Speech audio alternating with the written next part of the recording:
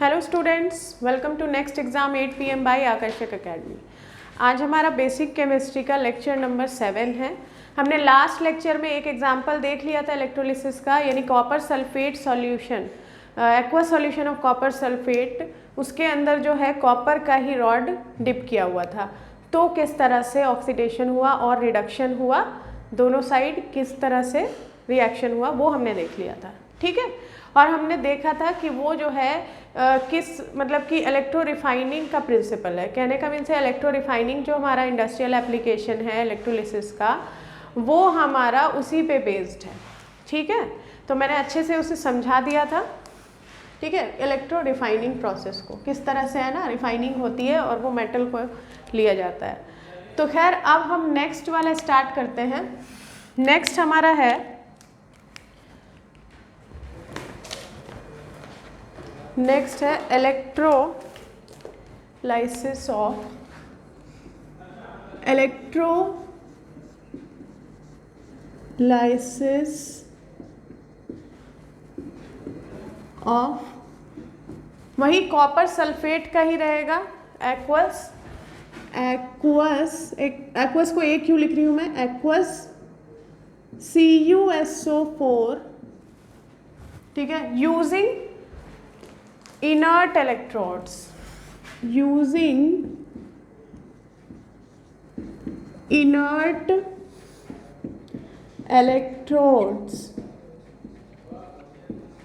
ठीक है, अब इनर्ट इलेक्ट्रोड्स में कौन कौन से होते हैं, प्लैटिनम और ग्रेफाइट होते हैं। ठीक है, इनर्ट मीन्स नॉन रिएक्टिव, और ये जो इलेक्ट्रोड्स होंगे वो होंगे ग्रेफाइट या फिर प्लैटिनम के। ठीक है, दे आर इनर्ट इलेक्ट्रोड्स। अब देखते हैं कि क्या होगा।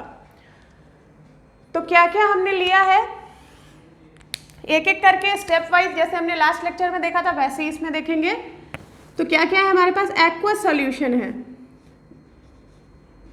Aqueous solution of CuSO4। ठीक, CuSO4। तो ये क्या है, एक तो हो गया CuSO4 जो हो जाएगा Cu2+ और SO4 2-। ठीक है, और एक हो जाएगा वाटर H+ और OH-।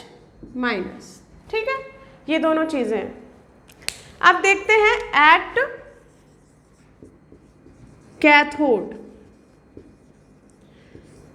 कैथोड क्या होता है, रिडक्शन होता है, रिडक्शन। एट एनोड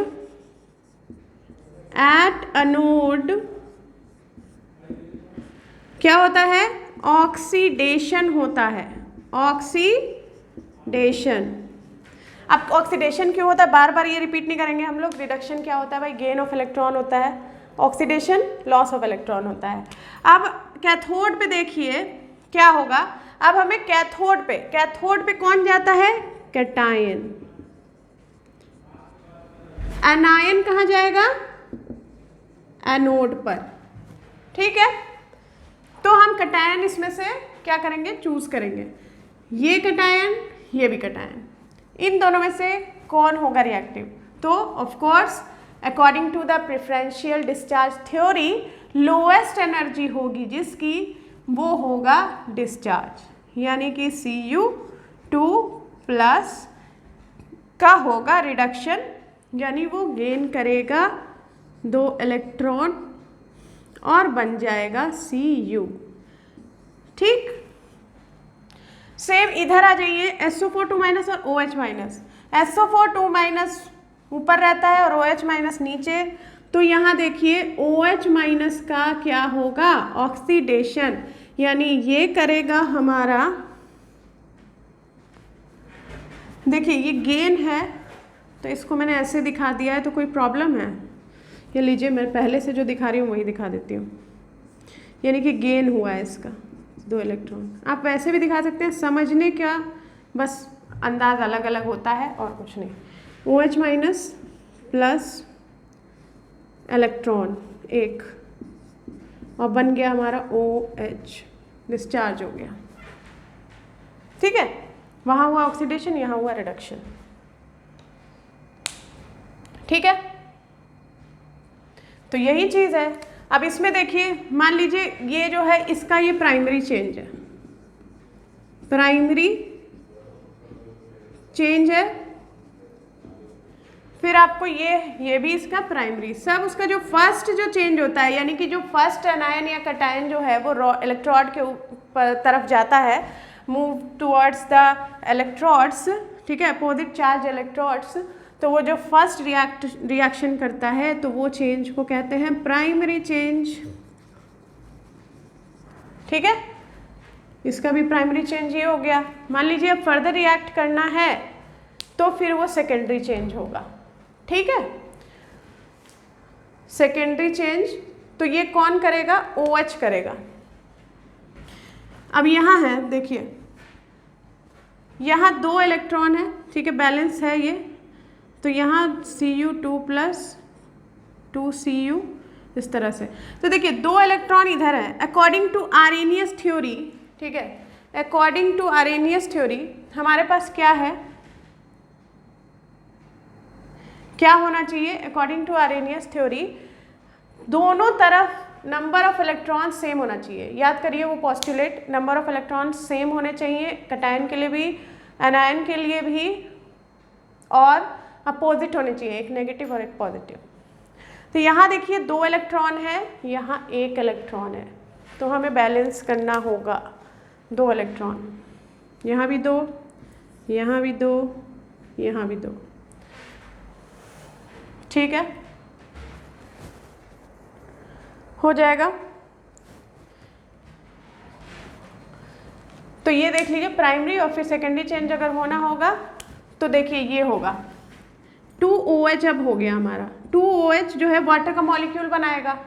तो अब देखिए वाटर का मॉलिक्यूल कैसे बनाएगा? H2O, बच जाएगा एक O, बच जाएगा ना, तो O भी नहीं रहेगा, फिर से वो रिएक्ट करेगा O प्लस, फिर फर्दर करेगा, या फिर आप फर्दर नहीं करना चाह रहे हैं तो फिर से 2 से मल्टीप्लाई करिए, यहाँ 2 फिर यहाँ 2, है ना, ये पूरे में करिए। ठीक है, तो क्या हो जाएगा 4OH, ये क्या हो जाएगा 2H2O और 2O, या फिर आप कहिए O2, हो सकता है। तो क्या हो जाएगा? इसका मतलब ये है कि ऑक्सीजन जो है वो एनोड पर हो जाएगा, डिपोजिशन अगर बात कर रहे हैं तो, और फिर निकल जाएगा वहाँ से, और कैथोड जो है कैथोड पर ये रह जाएगा Cu। ठीक है, तो ये था हमारा इलेक्ट्रोलिसिस ऑफ एक्वस CuSO4 यानी copper sulphate using inert electrodes. Inert electrodes are non reactive in nature, examples are graphite और प्लैटिनम। नोट कर लीजिए, नेक्स्ट पे आते हैं।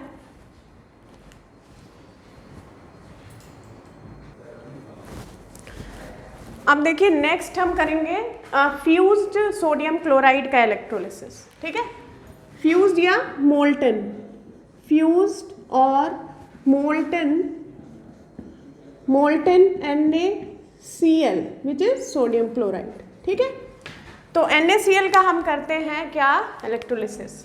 तो सिंपल सी चीज़ है, एट कैथोड देखेंगे, एट कैथोड। अब इसके साथ क्या है, हमें तो कुछ नहीं चाहिए, सबसे पहले हमें क्या, हम उसमें देख रहे थे ना कि एक्वस सॉल्यूशन में क्या चाहिए, एक्वस सॉल्यूशन सल्फेट का, कॉपर सल्फेट का, तो हम अपना ले रहे थे कैसे, इसमें क्या है सेम, बस NaCl है, NaCl का जो होगा रिएक्शन वो क्या, कटायन यानी डिफॉर्मेशन, डिफॉर्मेशन नहीं डिसोसिएशन जो होगा वो Na प्लस और Cl माइनस के फॉर्म में हो जाएगा, डिसोशिएट कर जाएगा, सिंपल, और कोई चीज़ प्रेजेंट नहीं है इसके साथ।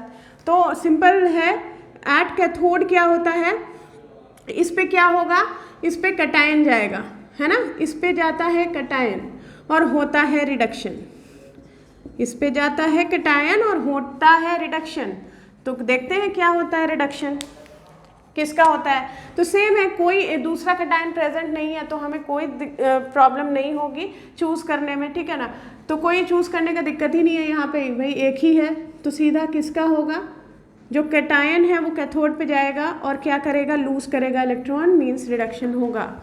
तो Na+ विल लूज, हाँ लूज नहीं, रिडक्शन में क्या होता है, गेन करेगा, तो गेन करेगा तो वो Na हो जाएगा और वो गेन किया हुआ रहेगा इलेक्ट्रॉन, ठीक है, हो गया सिंपल।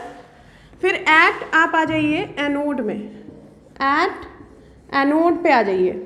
एनोड पे क्या होता है, एनोड पे कौन आता है, एनोड पे आता है हमारा एनायन, ठीक है, और होता है क्या, ऑक्सीडेशन, ऑक्सीडेशन। तो हमारा यहाँ पे Cl का होगा क्या, ऑक्सीडेशन, यानी कि ये लूज करेगा, तो लूज करेगा तो एक इलेक्ट्रॉन लूज कर दिया और Cl बन गया। ये हो गया डिस्चार्ज, ये भी हो गया डिस्चार्ज, दोनों हो गए डिस्चार्ज, ठीक, दोनों हो गए डिस्चार्ज। अब जो है ये दोनों इसका प्राइमरी है, ये प्राइमरी चेंज हो गया, ये हो गया सेकेंडरी चेंज, सॉरी प्राइमरी ही है, अब ये सेकेंडरी भी करेगा, प्राइमरी इसके लिए भी हो गया प्राइमरी चेंज। अब ये सेकेंडरी चेंज करेगा ना, Cl जो है इस स्टेट में नहीं स्टेबल रहेगा, वो Cl2 गैस में फॉर्म में हो जाएगा, तो हो जाएगा फर्दर ये रिएक्ट करेगा Cl से और ये बना लेगा Cl2 जो कि है गैस फॉर्म में, और जो है ये इसका सेकेंडरी चेंज होगा, सेकेंडरी चेंज होगा। तो आप देखिए एनोड पे क्या आ जाएगा, फाइनल प्रोडक्ट क्लोरीन, कैथोड पे फाइनल प्रोडक्ट सोडियम, ठीक है। अगर सोडियम भी फर्दर करता रिएक्ट तो फिर उसका प्रोडक्ट आता कैथोड पर। तो हम प्राइमरी और सेकेंडरी चेंज जो देख रहे हैं वो तो ठीक है भाई, हमें पता है कि फर्स्ट जो रिएक्ट करेगा यानी कि जो इलेक्ट्रोड की तरफ भागेगा तो वो हो जाएगा प्राइमरी चेंज, और फिर फर्दर जो है वो अपने आप को स्टेबल करने के लिए फिर रिएक्ट करेगा तो हो जाएगा हमारा सेकेंडरी चेंज। तो आप ये देखिए कि प्राइमरी और सेकेंडरी चेंज जो हो रहा है, सेकेंडरी चेंज का यानी जो फाइनल प्रोडक्ट बनाएगा, सेकेंडरी चेंज के अंदर एलिमेंट जो है वो अपना फाइनल प्रोडक्ट बनाता है, final product will be deposited at their respective electrodes, ठीक है। कहने का मीन्स है ये जो क्लोरीन गैस है वो यहाँ से एनोड पर चला जाएगा, कैथोड पर सोडियम डिपॉजिट होगा, ठीक है, अगर डिपोजिशन की हम बात कर रहे हैं तो। ये हो गई बात खत्म, इसको नोट करिए। उसके बाद हम करते हैं electrolysis of sodium hydroxide, aqueous solution, aqueous sodium hydroxide, aqueous ही होता है, NaOH तो एक्वस होता है, ठीक है। तो इसको पहले करिए, नोट करिए इसको। अब जो है हम इलेक्ट्रोलिसिस ऑफ सोडियम हाइड्रोक्साइड यानी कि जो एक्वस में होता है उसका करेंगे electrolysis. Aqueous sodium hydroxide that is NaOH। तो सेम यहाँ पे ले लेंगे, क्या क्या होगा हमारे पास एक्वस में, एक्वस में हमारे पास दो चीज़ें हैं, एक्वस सॉल्यूशन जो होता है ये NaOH, इट कंटेन्स वाटर, ठीक है, वाटर किस में आयनाइज होगा, H+NOH- में, और जो हमारा NaOH है that is NaOH will be Na+OH-, ठीक है। तो सबसे पहले हमें जिसका भी इलेक्ट्रोलिसिस करना होता है तो हम सबसे पहले उसका ये देखते हैं कि वो किस में डिसोशिएट होता है। आयनाइजेशन जो होता है ना, आर्हेनियस थ्योरी का जो फर्स्ट पॉस्टुलेट है, यानी कि हम देखते हैं कि जो स्पॉन्टेनियसली जो है स्प्लिट जो किया जाता है तो वो सब देखेंगे हम कि उसके अंदर कौन कौन प्रेजेंट है। वाटर है तो वाटर को करेंगे यानी कि एक्वस है तो फिर उसके बाद वो जो खुद है तो उसका हम देखेंगे कि कैसे हो रहा है आयनाइजेशन। ठीक है, ये देखने के बाद हमें इजी हो जाता है दैट हमारे सामने आयंस और कैटायंस पता चल जाते हैं, सामने सामने रहते हैं। ठीक है, अनायंस और कैटायंस जो है हमारे सामने ही रहते हैं, तो हमें पता चल जाता है, हम चूज कर सकते हैं उससे। ठीक है, तो आप Na+ और H+ में, अब कैटायन की बात आ गई, तो सबसे पहले हम देखते हैं एट कैथोड। ठीक है, कैथोड पे क्या होता है, रिडक्शन। आप भी अपना स्टेप हमेशा ऐसे ही रखें कि आप कोई चीज़ भूलेंगे नहीं बीच में। कैथोड पे क्या होता है, क्या आता है, कैटायन। फिर ऐसे ही अब एट एनोड, एनोड पे क्या होता है, ऑक्सीडेशन। ठीक है, इस पे कौन आता है, अनायन, है ना। इतनी बात क्लियर हो गई। अब जो है हमारे पास दो तरह के यहाँ पे क्या है, कैटायंस हैं। तो दो तरह के कैटायंस हैं, तो कौन सा कैटायन कैथोड पर जाएगा डिस्चार्ज होने के लिए, जो हमने पढ़ा था प्रेफरेंशियल डिस्चार्ज थ्योरी में। ठीक है, तो डिक्रीजिंग ऑर्डर ऑफ एनर्जी पे था, तो सबसे नीचे जो रहता है वो डिस्चार्ज करता है।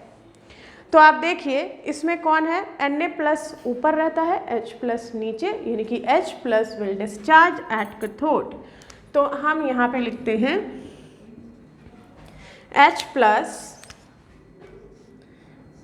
डिस्चार्ज करेगा, रिडक्शन गेन करके, H बन जाएगा, गेन करेगा इलेक्ट्रॉन। ठीक, एनोड पर OH- दो ही है, एक ही तरह के हैं, तो कौन करेगा, OH-, कोई एक OH- कर जाएगा, है ना। कुछ सॉल्यूशन में रह जाएंगे, कुछ इसमें एनोड पे आ जाएंगे। ठीक है, डिपेंड करता, ऐसा नहीं है कि सारे के सारे ही चले जाते होंगे, पूरी तरह से आइडियल कंडीशन नहीं होता है, परफेक्ट 100% कोई चीज़ नहीं होती है। ठीक है, कुछ क्योंकि कितनी ही बार ऐसा होता है कि आयनाइज नहीं हो पाता है ना। बताया ना मैंने कि क्या होता है, कंसंट्रेशन पे डिपेंड करता है, नेचर ऑफ इलेक्ट्रोलाइट पे मतलब इलेक्ट्रोलाइट का स्टेट पे डिपेंड करता है, इलेक्ट्रोड के नेचर पे। तो उसी के अकॉर्डिंग हमने देखा ना सारा, इलेक्ट्रोड के नेचर पे क्या, जब हमने रिएक्टिव लिया था इलेक्ट्रोड तो कैसा था, और जब हमने नॉन रिएक्टिव लिया था तो कैसा था। ठीक है, तो ये सब डिपेंड करता है। ठीक है, तो OH- का लॉस होगा, यानी कि लॉस होगा प्लस इलेक्ट्रॉन का एक का, और ये बन जाएगा OH। ठीक है, OH और ये H, ये है इसका प्राइमरी चेंज। फर्दर H अगर करना चाहेगा तो वो हाइड्रोजन बनना चाहेगा, मान लीजिए H के साथ, तो वो H2 बना लेगा। ठीक है, मान लीजिए OH, वो उसके साथ ये भी कर सकता है, H के साथ OH-, नहीं वो तो नहीं होगा। ठीक है, H के साथ फिर से H दूसरे वाले के साथ रिएक्ट करके H2 यानी हाइड्रोजन गैस बना सकता है। और ये जो है OH भी फर्दर रिएक्ट कर सकता है, किसके साथ, OH+, ये हो जाएगा H2O बनाएगा और प्लस O बनाएगा। ठीक है, ये हो सकता है। ठीक है, तो प्राइमरी सेकेंडरी ये सब कर सकते हैं।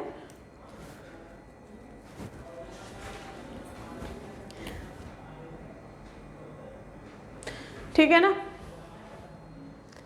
तो फिर सेम वही बात हो जाएगी H2O की। ठीक है, यानी कि कैसे बैलेंस वगैरह करना है वो चीज़ देखना होगा। तो आप प्राइमरी ही देखिए सिर्फ। ठीक है, सेकेंडरी होना होगा सो होगा। ठीक है, ये सब प्राइमरी है।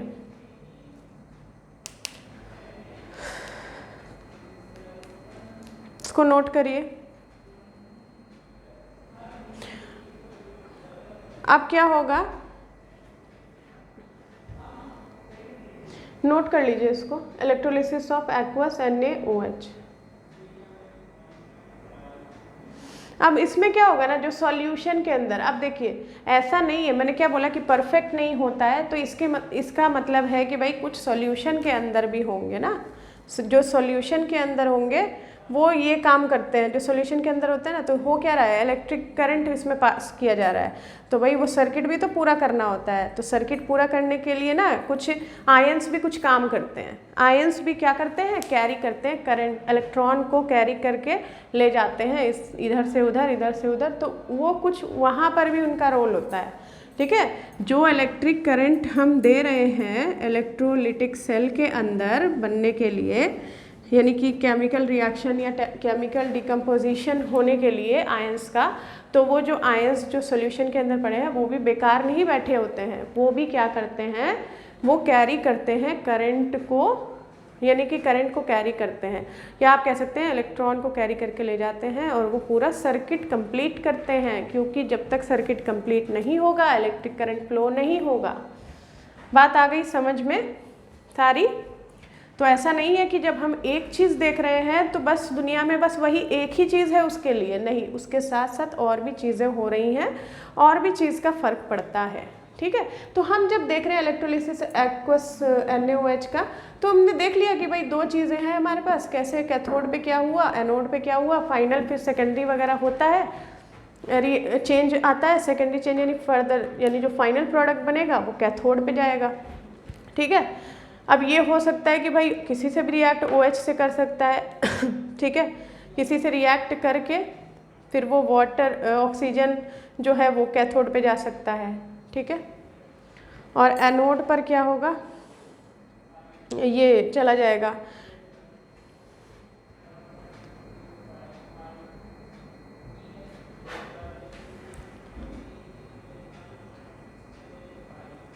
तो कौन कौन इसमें बच जाएगा, जो जो नहीं किया रिएक्ट वो बच जाएगा, तो Na+ हो सकता है, एक कोई OH- भी हो सकता है, क्योंकि देखिए सॉल्यूशन के अंदर है OH-, तो बहुत सारे नहीं जाएंगे एनोड पर। ठीक है, बहुत सारे एनोड पर नहीं जाएंगे, या फिर दोनों का ही होगा तो अलग, दोनों का भी एक साथ हो जाता है कभी कभी ऑक्सीडेशन। ठीक है, एक साथ भी कर लेते हैं लूज, यानी वाटर के मॉलिक्यूल्स। ये हो गया, तो कहने का मीन्स है कि ये जो जो नहीं करेंगे जो काम, तो वो क्या हो जाएंगे, सॉल्यूशन के अंदर रहेंगे और कैरी करेंगे आयंस को, कैरी करेंगे करंट को। ठीक है,